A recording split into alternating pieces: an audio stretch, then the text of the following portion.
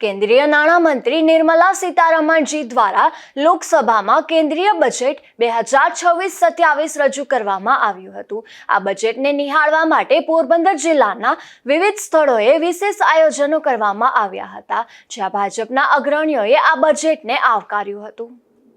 પોરબંદર જિલ્લા ભાજપા કાર્યાલય ખાતે બજેટ નિહાળવામાં આવ્યું હતું, જેમાં પોરબંદર જિલ્લા ભાજપા કાર્યાલય ખાતે ગુજરાત સરકારના કેબિનેટ મંત્રી અર્જુનભાઈ મોઢવાડિયા, પોરબંદર જિલ્લા ભાજપ પ્રમુખ ડોક્ટર ચેતનાબેન તિવારી અને શહેર ભાજપ પ્રમુખ સાગરભાઈ મોદી સહિતના હોદ્દેદારો, પદાધિકારીઓ અને કાર્યકર્તાઓએ ઉત્સાહભેર બજેટ નિહાળ્યું હતું। ઉપસ્થિત અગ્રણીઓએ આ બજેટને વિકસિત ભારતના લક્ષ્યને સાકાર કરવા માટેનું એક અત્યંત મહત્વપૂર્ણ કદમ ગણાવ્યું હતું। રાણાવાવ અને કુતિયાણા ખાતે પણ આયોજન કરાયું હતું, જેમાં રાણાવાવ શહેર અને તાલુકા મંડળ દ્વારા રાણાવાવ તાલુકા પંચાયત હોલ ખાતે આયોજન કરાયું હતું। તેવી જ રીતે કુતિયાણા શહેર અને તાલુકા માટે સુદામા ડેરી ખાતે આયોજન કરવામાં આવ્યું હતું। આ પ્રસંગે આકાશભાઈ રાજસાખા અને રમેશભાઈ પટેલ સહિતના આગેવાનો હાજર રહ્યા હતા।